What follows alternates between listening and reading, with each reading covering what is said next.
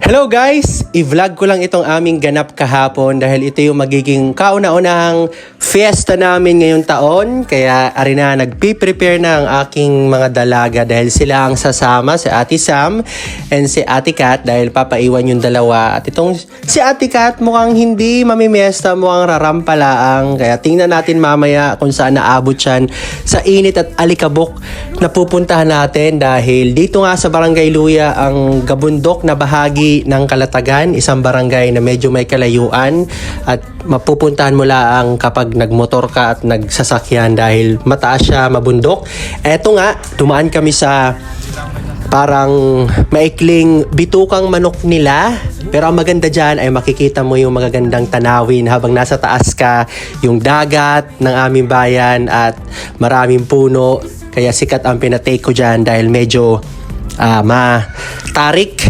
At dahil matarik nga at paikot-ikot itong aking Disney princess ay medyo na hilo ng konti kaya nagsinghot siya ng pampawala ng hilo. Dahil mamaya ay mabubusog siya sa aming mga bahay na pupuntahan.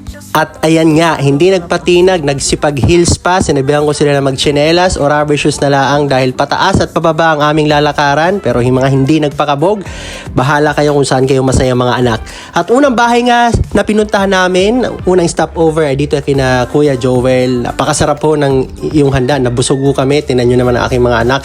Nagutom kakalakad at ang masaya pa pagkatapos namin kumain ay may malaking puno ng sampalok na may nagyuyug-yug at may tao sa taas. At ito, nakihalubilo kami na kumuha ng konti para may uwi at may mangangat-ngat habang nasa biyahe pa uwi. At yan nga, nakakatuwa dahil matatamis, may maaasim yung mga sampalok pero punong-puno yung puno. Tingnan nyo naman oh. Grabe. Yun nakakatuwa kapag may mga pistahan, kapag may mga ganyan, memories ng mga bata. At ito nga, anong lasa? tikman natin Kat kung ano yan. Babala na. Bawala. Reaction. Ano, matamis? Maasim pa din.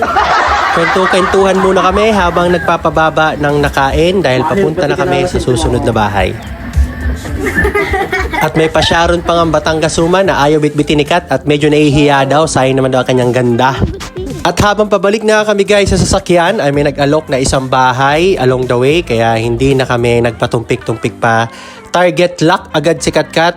Lumpiang Shanghai ang kanyang binanatan. Salamat sa nag-imbita sa amin kay Eric Ongos. Nabusog ho kami.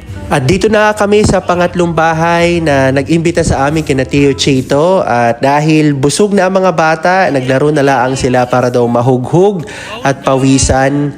At ang kinain namin dyan ay yung buko salad at macaroni salad na masarap talaga. Kaya maraming salamat Tio. Next year, siguradong pupunta ulit kami dyan sa inyo. At dahil malapit sa kanila ang basketball court, dumiretso na kami para magmerya. At yan nga, dito sa color game. At itong si Katkat namimili ng kanyang mga pasalubong sa mga hindi sumamang kapatid at sa kanyang ina. Napakamaalalahanin talaga niyan. At ito yung musiko o yung marching band tuwing piyesta. Yan nga. Hindi nawawala yan sa tuwing piyestahan. Uy, si Katkat, hindi pinalagpas ang musiko dahil sabi niya sa amin paglaki niya daw ay gusto niya sumali sa majorette.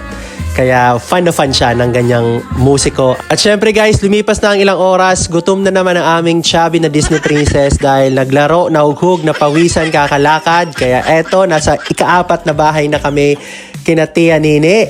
At bago nga kami umuwi ay konting shot muna kasama ang aking mga kasama. Inubos na muna namin ang isang bote at itong aking dalawang pulis ay nakabantay talaga hanggang sa matapos dahil ayaw na ayaw nila ako magiinom. Siyempre mga anak natin na babae yan, very protective yan. At ito nga, isa sa mga core memories ng dalawa ay yung pangunguhan ng butulan dito sa daan. Pauwi na nga kami dyan at kumuha kami ng ilang pirasong mga hinog dahil iyan talaga ay core memories kapag namimiesta ang kumuha ng mga namumungang prutas, butulan, sampalok o mangga bago umuwi. Kaya iyan, pag uwi namin ay may dala kaming mangga at sakto may bagoong kaya nilanta ka namin bago kayo matulog. Happy Fiesta ulit Barangay Luya. Maraming salamat sa mga nag-invite.